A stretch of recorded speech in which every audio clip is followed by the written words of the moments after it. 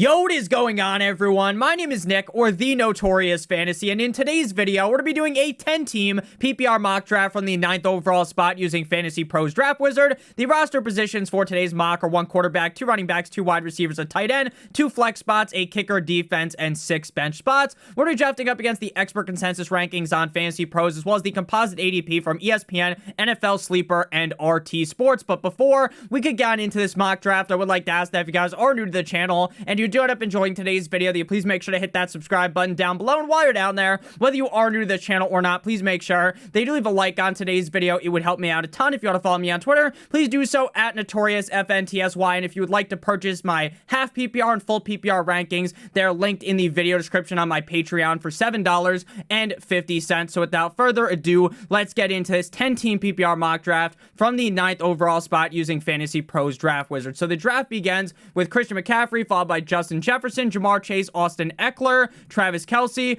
Cooper Kupp, Tyreek Hill, and Saquon Barkley. So a very normal start to the draft. Now, a lot of times, I am actually seeing Bijan go ahead of Austin Eckler and Saquon Barkley, but in this draft, that does not end up being the case. It does feel like, though, in some draft rooms, a lot of people are incredibly nervous to draft Bijan Robinson because he is a rookie. Ultimately, if Bijan Robinson falls anywhere past like the 6 or 7 pick in the fantasy football draft, he is an insta pick for me.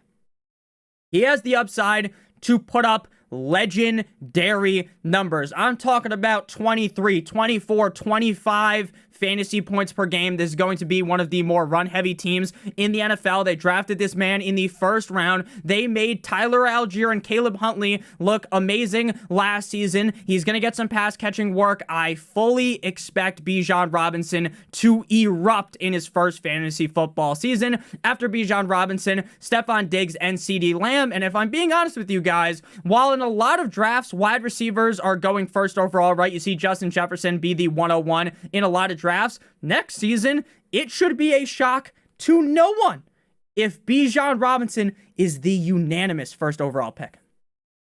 He is that skilled.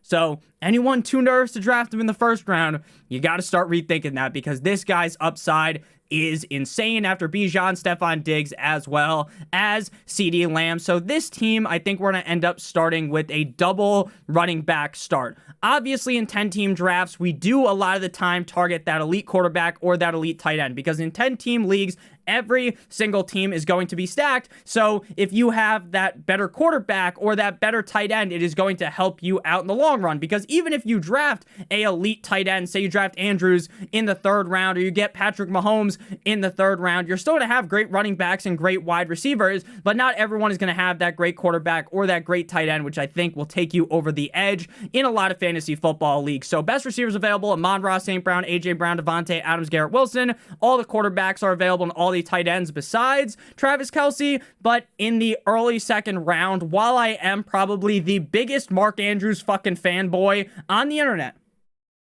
I don't feel comfortable taking him this early on in the 2nd round. It would be a prayer up to the football gods if he somehow came back to us in the 3rd round, though. So we are going to go with Tony Pollard here. You can debate between Pollard, Chubb, or Josh Jacobs at this pick. I want to go ahead and get Tony Pollard because I really do believe that when the Dallas Cowboys signed this guy to the franchise tag, that basically sold him into being in a scenario where he is going to see so many touches. When you put your Hancock on that franchise tag, every single team is going to run you into the dirt. This is a guy that was successful with Zeke ahead of him last season. Imagine what's going to happen with Zeke being fully gone. Tony Pollard is an amazing running back in the NFL. I think you can consider taking him in the 1st round of 12-team leagues. Very happy in the early 2nd of a 10-team league. After Tony Pollard, Devontae Adams, Derrick Henry, AJ Brown, Amon-Ra St. Brown, 9-inch Nicholas Chubb, Garrett Wilson, Josh Jacobs, Joe Mixon, DK Metcalf, Najee Harris, Jahmyr Gibbs, Pat Mahomes, Chris Olave, Ramondre Stevenson, Josh Allen, Jalen Hurts, and now we are up on the clock. A very running back heavy 2nd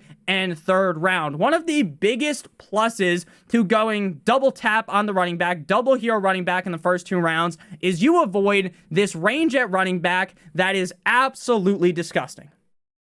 You don't have to worry about Is Jordan Love going to be good? Is Jordan Love going to shit the bed? You don't have to worry about, is Tank Bigsby going to take some workload away from Travis Etienne? You don't have to worry about Dalvin Cook potentially skull-fucking Breece Hall, right? You don't have to worry about this range of running back if you just double-tap running back off the rip. Now, am I saying that 2 running backs in the first 2 rounds is always the strategy to go with? Fuck no, baby. But in some scenarios, when you can get Bijan and Tony Pollard, 2 guys that could end up at the end of the year as the RB1 and RB2, I am going to take that so many times. I really do like in 10-team leagues double tapping running backs at the end of the first round, especially when you can get a guy that is as skilled as Bijan Robinson. So for me, at this pick, it is basically a no-brainer to me. It would either be Mark Andrews or Jalen Waddle. I think Mark Andrews falling to the end of the 3rd round is a gift to us. Now, it's going to be possible because on some websites we see that his ADP is ranked inside of the 4th round. Right? There are drafts where Andrews falls into the middle of the 4th round. This is the guy that could overtake Travis Kelce as the tight end number 1 in fantasy football. Travis Kelce's getting old. Now, I understand Mark Andrews isn't 22 fucking years old or something like that, but Mark Andrews is still in his prime. Lamar Jackson is going to be throwing the ball a lot more this year under the Todd Monken offensive system, and Todd Monken loves a nice tight end, just like I do. Shout out to Kim Kardashian. So Mark Andrews here is going to be my pick here. Again, I love my boy Jalen Waddle away, waddle, till the very next day. But in the 3rd round, getting that positional advantage at tight end in a 10-team league is so important. They say it's a slight reach, but in my opinion, it's not a reach at all. Getting Mark Andrews in the 4th round is a gift sent from the football gods above. So after Mark Andrews, Jalen Waddle, and Travis Etienne, I definitely would have considered taking one of the big 3 quarterbacks if they fell to us at the end of the 3rd round. But what I've came accustomed to at this point in the offseason is that if you're one of these picks like 8, 9, or 10, the odds of you getting one of those big 3 quarterbacks in the 3rd round is slim to none. If you really want one of them, you have to take them at the beginning of the 2nd round, which I don't advise you to actually do. But if you're a Pat Mahomes guy, you really want Pat Mahomes, then you're going to have to take him in the 2nd round, because I would say like 99.999% of the time, you're not getting Mahomes, Allen, or Hurts at the 3.09. So we're back up on the clock. Obviously would have loved to get the boy Jalen Waddle here. The question is, at what point am I comfortable taking a guy like Lamar Jackson on the team? Because his ADP is pick number 33. We did just see Hurts and Allen and Mahomes just come off the board. So for me, it's not really palatable to do that. Which is funny, because if Mahomes, Allen, and Hurts were gone by the 303, it wouldn't feel as gross to select Lamar Jackson here. But because we just saw Hurts, Allen, and Mahomes come off the board, I would rather wait. I understand I'm probably not going to get Lamar Jackson, but I also wouldn't mind getting Justin Fields, and Justin Fields is free falling in fantasy football drafts. I did my $350 10-team best ball draft last night on live stream. So if you guys want to check that out, that's like an actual league for money. $350 was the buy-in. Justin Fields went, I think, in the 5th or the 6th round. My friend Connor took him. I was eyeing him the whole draft. Not eyeing Connor. Pause. Don't want to be saying something sus like that. But I was eyeing Justin Fields the whole fucking draft. I'm like, all right, I'm going to get Justin Fields. And then bada bing, bada boom, I got sniped on him. But he's been really falling in drafts, and he's a guy that I'm ecstatic to get. There's drafts where not just Burrow go ahead of him, Herbert, or sometimes even Trevor Lawrence. People are scared to death of Justin Fields. A lot of people think he had a fugazi season last year, like he's pulled a rabbit out of his hat and he's never going to do it again. Personally, I think he does have the skill to do it again. And I think he's actually better than what we saw last season. I think the addition of DJ Moore is crucial for this man's success. So we are without a wide receiver here. In the early 4th round, it definitely doesn't feel as gross to select Aaron Jones. But again, we already have Bijan, Tony Pollard. We got our tight end in Mock Andrews. So we're just going to go with a wide receiver here. It is really up to you between these guys: Devontae Smith, Higgins, Keenan Allen, Calvin Ridley, Amari Cooper. Personally, I have Calvin Ridley ranked the highest, but we go with Calvin Ridley in the 4th round like every single draft. So I'm going to go with Keenan Allen here. A lot of people seem very scared to draft Keenan Allen because Keenan Allen last season, he only played in 10 games. But a lot of people like to throw the injury-prone narrative onto him. But if you look from 2022 to 2017, the guy was barely missing games. 2017, 16 games. 2018, 16 games. 2019, 16 games. 2020, 14 games. 2021, 16 games. And last year, sure, he only played in 10 games. But when this guy was healthy, he was insane. Just read what it says on the screen.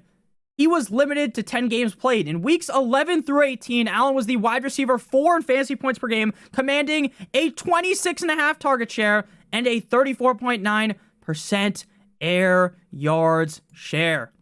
Keenan Allen is still very good. Keenan Allen is going to continue to run silky, smooth routes. He is going to continue to make defenses look foolish. Justin Herbert, the pervert, is a great quarterback in the National Football League. Keenan Allen is his number 1 wide receiver. I think the addition of Quentin Johnston does more to damage Mike Williams over Keenan Allen. I am ecstatic to draft Keenan Allen this season. I know a lot of people are going to drag him through the mud. They're scared shitless to draft this guy. But like the stats said, when he was healthy towards the end of the season, he was one of the best receivers to have. He was a league-winning wide receiver at the end of last season. After Keenan Allen, Breece Hall, Higgins, Aaron Jones, Devontae Smith, Calvin Ridley, Deebo Samuel, Damian Pierce, Deontay Johnson, J.K. Dobbins, Amari Cooper, Chris Godwin, Wiki, DJ Moore, Miles Sanders, Kenneth Walker, TJ Hawkinson, and Jonathan Taylor. In my draft that I did yesterday, Jonathan Taylor went after the 5th round. I've been seeing screenshots of JT in the 9th or the 10th round, and I've seen screenshots of people taking Jonathan Taylor in the 3rd round. For me, I'm not comfortable taking JT until like the 9th or the 10th round. I fully acknowledge that he could get traded once he comes off the pup to some team and end up being a hammer for your fantasy football team, but he could also bend your team over the table by not playing a single fucking game this year. I think it is more likely that he doesn't step foot on the gridiron this season than it is that he actually plays. To me, there's a 0% chance he plays for the Indianapolis Colts. If he actually plays for the Colts, I would be shocked. The only way he's playing is if he gets traded. And that is a tough game to play right now, considering he's on the pup and can't be traded for the first 4 weeks of the season. And then we're nearing the trade deadline, which I believe is on Halloween. So it's very, very nerve-wracking when it comes to drafting Jonathan Taylor. To me, he is a clear fade in fantasy football. So we're back up on the clock here. Lamar Jackson has fallen to us. While I would like to take that pick, I try to keep these mock drafts as realistic as possible. Are there going to be a couple of leagues where Lamar Jackson falls into the 5th round? 100%. But there's also going to be a lot of leagues where Lamar, Lawrence, Herbert, Burrow are all already gone by the time we get to pick at the end of the 5th round. So again, if this was a real draft, I would take Lamar Jackson right now. But I understand that it's not very realistic, and we try to be very realistic with these mock drafts. So I am back up on the clock here. Again, not looking towards running backs. We are going to go with Christian Watson here. Definitely consider D-Hop, Drake London, or Christian Watson at this pick. I'll lean with Christian Watson because I really do believe in Christian Watson this season. A lot of people are just so quick to discredit Jordan Love. They think Jordan Love is going to go out there and be absolutely atrocious. And I don't even think it's going to take Jordan Love looking like a top 10 quarterback in the NFL to have Christian Watson balling. We saw Aaron Rodgers struggle immensely last season. It looked like a watered down version of Aaron Rodgers, Mr. Discount Double Check last season, and still Christian Watson was feasting like Andy Reid at a Burger King. I fully expect Christian Watson to ball out with Jordan Love. There were so many reports out of training camp that Jordan Love and Christian Watson got the A1 steak sauce connection like peanut butter and fucking jelly. I have been talking up Christian Watson for months. I've taken him in the 4th round of fantasy football drafts. In the 5th or the 6th round, I would have so much excitement if I could draft Christian Watson. If I was at my real fantasy football league with a draft board on the wall, I'm taking that sticker, jamming it on the fucking board, and going to go rub one out in the bathroom because that's how excited I would be to get Christian Watson.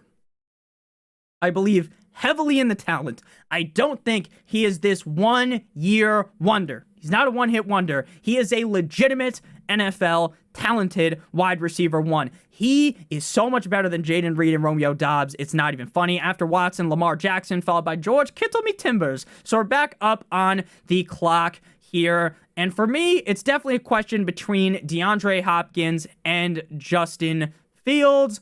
Ultimately here, I think we are going to lean with the quarterback in Justin Fields. I feel as though Justin Fields has the upside to be the numero uno, the head of the table, Roman Reigns, #1 quarterback in all of fantasy football. He has the rushing upside, and now he finally has a #1 receiver. He also has Darnell, here comes the Mooney, Chase Claypool, Cole Kmet, Big Bob Tunyon from the Green Bay Packers. Justin Fields now has a better offensive line.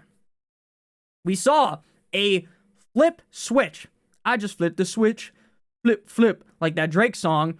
Or Justin Fields, like halfway into last season. They finally actually started to utilize what Justin Fields was good at. They tried to design plays that Justin Fields would flourish in. Shocker, you should design your offense around the quarterback, not just have some stupid fucking offensive philosophy you've had for 30 years shoved up your asshole, trying to run in the year 2022, 2023, right? That's what the coach was doing, and then halfway through the season, he figured it out. He had the hamster wheel start spinning in his head. Justin Fields is a legitimate NFL quarterback. I know people like to shit on him. Oh my God, Justin Fields is a running back. They do the same shit with Jalen Hurts. Everyone fade Jalen Hurts last season. People are doing the same shit with Justin Fields. I get he's a rushing quarterback, so there's more chance of him to get injured compared to a guy like Joe Burrow, who's a statue in the pocket. But at the end of the day, I am going to go with the talent. I'm going to go with the skill that I believe Justin Fields has. And again, now I have an elite tight end in Mark Andrews and the potential of an elite quarterback in a 10-team league. And my running backs are Bijan and Tony Pollard, and my receivers are really solid as well. If this happened in a real 10-team league, now, I understand you don't necessarily win your league in the draft. There's still trades you can make, waivers, everything like that. Injuries could absolutely destroy your team. But if I left the draft right now, right, and the computer auto-picked the rest of my team, while I would prefer to draft it myself, we've already set up the common core of a winner here. We got the potential elite quarterback, the elite tight end, 2 running backs that could finish inside the top 3, and 2 sneaky top 12 wide receivers. So we're going to finish this one out just making a masterpiece, the Mona Lisa of a fantasy football team. Again, if I drafted this team in the $350 league I did last night, I probably wouldn't be able to sleep tonight. Or, well, technically I drafted it tonight. You guys are watching in the morning. You get what I mean, right? Because of how shocked I would be, how in awe I would be of how beautiful this team is. So after Justin Fields, Terry McLaurin, DeAndre Hopkins, Alvin Kamara, Drake London, Mike Williams, James Conner, Christian Kirk, and Michael Pittman. The 7th round opens with Justin Herbert, the pervert, Darren Waller, Joe Shiesty, Jerry Jeudy, Alexander Madison, Dallas Goedert, Rashad with 2 A's, White, and Tyler Lockett in my pocket. Skirt. Seems like Rashad White's not the clear workhorse running back in Tampa Bay. Want to make that known. Just want to make that known. So again, we have such studs at running back. Do we really want a running back in this range? So we're at pick number 69. Very nice. I like. The wide receivers here feel all eerily similar, right? If I had to pick one, I like Dotson, Addison. I like Ayuk, right? I like a lot of these guys. At running back, there's kind of a clear fall off, right? After Akers, Cook, Javonte, Montgomery, there's a lot more question marks to be had, right? DeAndre Swift, how much usage is he actually going to get in this Eagles offense?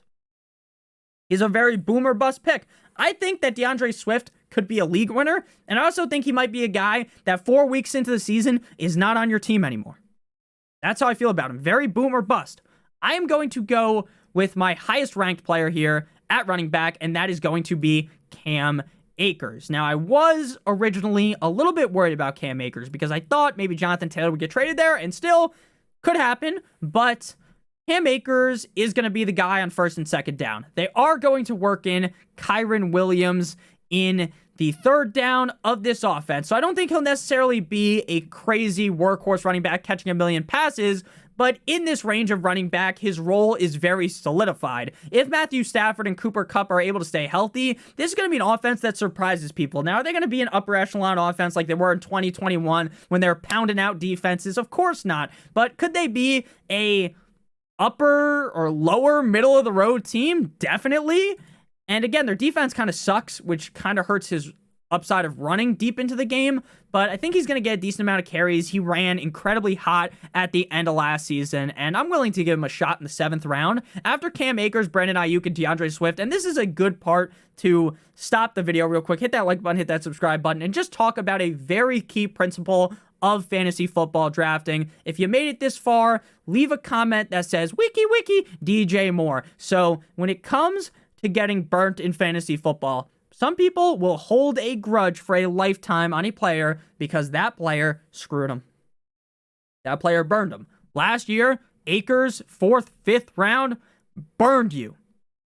Your face got burnt like is the guy's name Two-Face in Batman? You know what I'm talking about, right? The guy with the fucked up face, right? That's what happened from Akers, right? First couple weeks this season, not doing anything, request trade, benched, comes at the end of the season, smashes. So people are burnt by Cam Akers. Do not let last season shift you completely off of a player because of their performance in 1 year. Jonathan Taylor would be a clear example of this if he just was playing. Jonathan Taylor got injured, the offense, everything went wrong, right?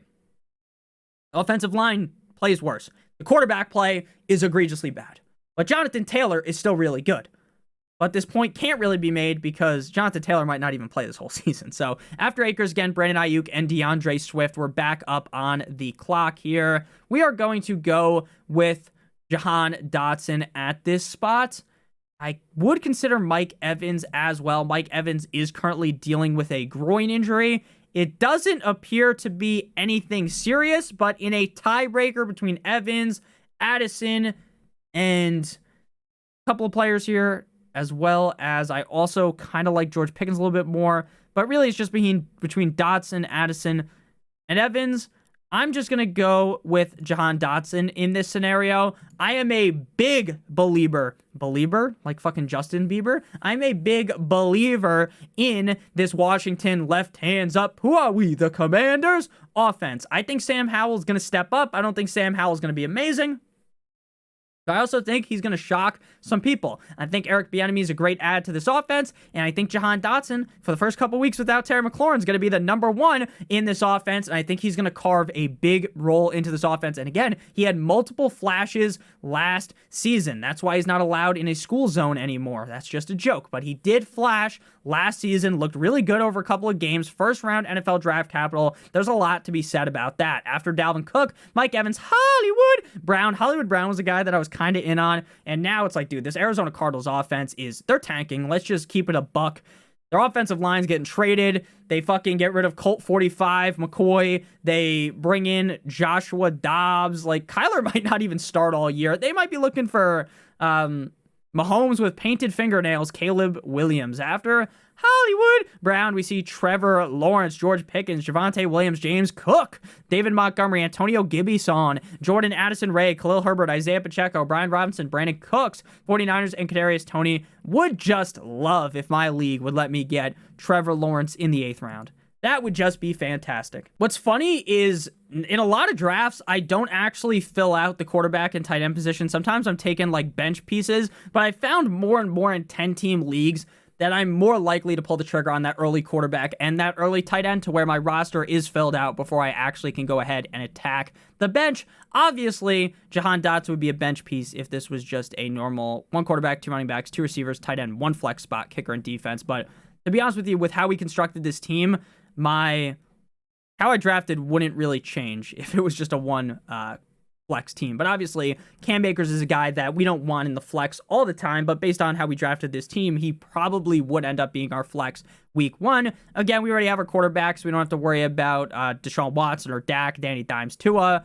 We don't have to worry about taking the Kyle Pitts Express choo-choo of potential sadness. So we are going to go with a wide receiver here at this spot. Cortland Sutton, Gabe Davis, JSN. JSN was a guy that I started to get really nervous about, but now he's returning back to practice. Seemed like this guy was going to be out for 4 or 5 fucking weeks of the season. Magically now he's going to be back for week 1. We're going to take the shot on his upside in the 9th round. I fully understand that he might be a guy that doesn't crack my lineup until like week 8 of the regular season, but I do acknowledge that he has so much upside. He was the #1 wide receiver in this draft class. He was a guy that every NFL draft analyst was getting on their knees, giving him the gawk 9,000, slurping him up like their name was Mia Malkova. So I fully expect Jackson Smith and the Jigba at some point in this season to crack my starting lineup. And then we are going to go with Courtland Sutton at this spot. Now, I do like Samaje Perine, but again, I still think Javonte Williams is going to be the guy.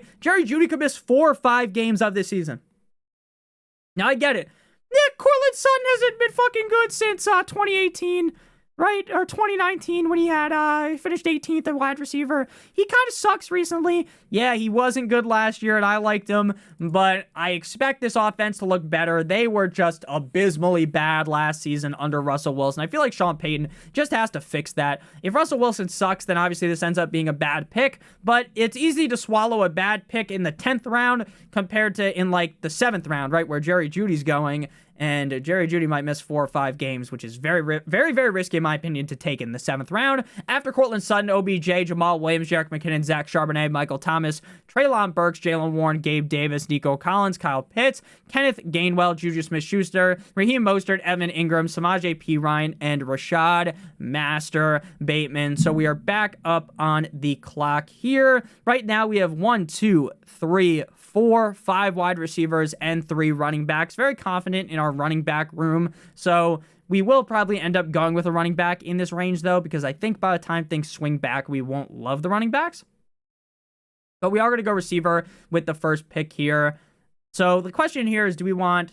I guess these guys kind of all have upside besides Jacoby Myers. Jacoby Myers is like the missionary position of a draft, right? You draft Jacoby Myers because he's going to get you like 8, 9, 10 points every single week. He doesn't really have a lot of upside, right? The more fun players, the fucking reverse cowgirl, the doggy style is a guy like Elijah Moore, Quentin Johnston, Sky Moore, Zay Flowers. We're going to go with Elijah Moore here, though. This is a guy that if you draft on NFL Fantasy, you might be able to get in the last round because he's ranked like 300 on there. Elijah Moore is the #2 receiver on the Cleveland Browns. I am a big believer in Deshaun Watson bouncing back this season. Elijah Moore has sucked his whole entire career in the NFL, not in terms of how he actually plays, well, in terms of stats.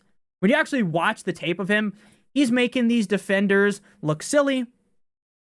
He's posterizing these guys, but the ball just isn't coming to him. Zach Wilson couldn't even read a fucking children's book out there. He's like fucking Floyd Money Mayweather, right? But, now he gets Watson. But Nick, Watson sucked last year. Well, I expect Watson to look better, and I like the talent of Elijah Moore. Again, it's an 11th round pick. Sucks. We can just cut him, but I don't think that's going to be the case. Plus, in the preseason, we saw them using him in these gadget moves, right? Trying to get him the ball in space. So it's clear that the coaches of the Cleveland Browns like him. Devin Achane is still hurt. Practice Tuesday, but in a non-contact injury. This running back room, I've talked about this a bunch.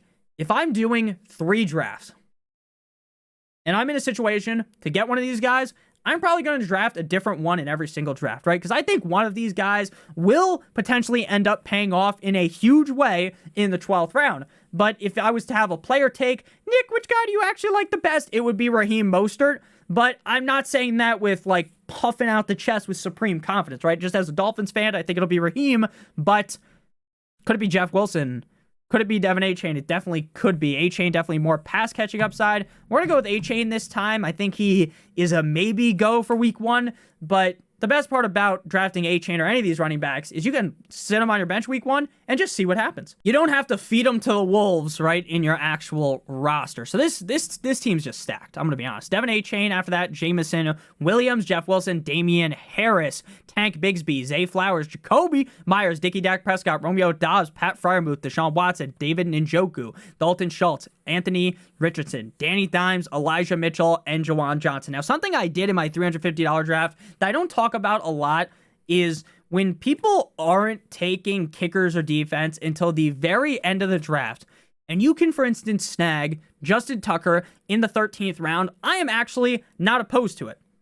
I'm not. What I'm opposed to is when the kickers are flying off the board like the 9th round, and then the 13th round you panic and you take like Cameron Dicker, the kicker, in the 13th round, right? You're better off just waiting until the end for that. But if no one's taking kickers and you're like, you know what? I just like that safety net of Justin Tucker in my lineup every week. I can't argue with you on that. I really can't. What I can argue with, though, is the guys that take the defense in like the 8th round, the 9th round, right? The 9th round, 49ers. I get the 49ers are going to be great defense, but they're going to face opponents that are going to pile drive them. They're going to face opponents that are going to make them look silly, okay?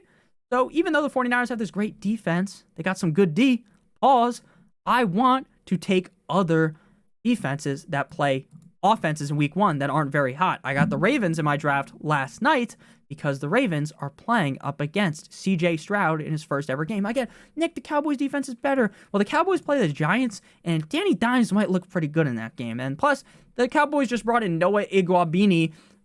I don't know how the fuck to say his name. He was on the Dolphins. Nick, how do you not know his last name? He's on the Dolphins because he sucks so bad that it pissed me off to even learn his name. Noah scumbag that Brian Flores drafted. Fuck Brian Flores and fuck Noah. Thank God that bastard's gone. He was a disaster for our defense. He was burnt instantly on a lot of plays. It was hard to watch. He did make a nice pick, though, against the Steelers, so shout out to him for that. So we're back up on the clock here.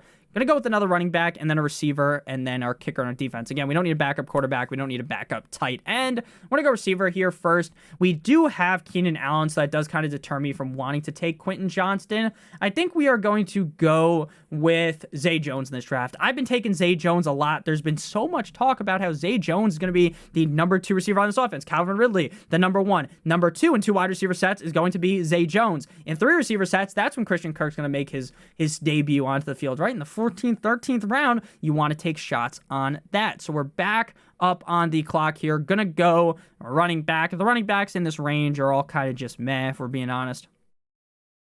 I'm gonna take the shot on Roshan.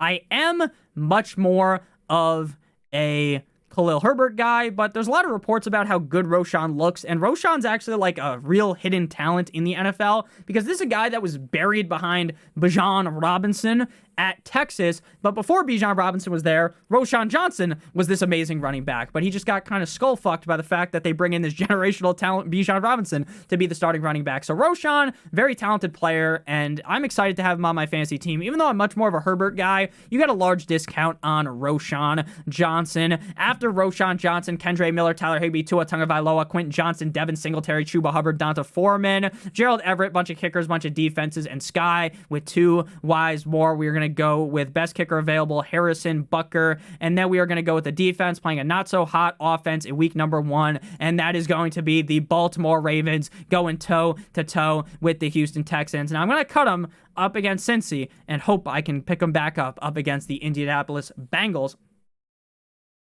The Indianapolis Colts. So we just got a 77 out of 100. That is some of the most disrespectful shit I've ever seen. Look at this team right now that is sitting on the right side of the screen. Tell me how this team is a 77 out of 100.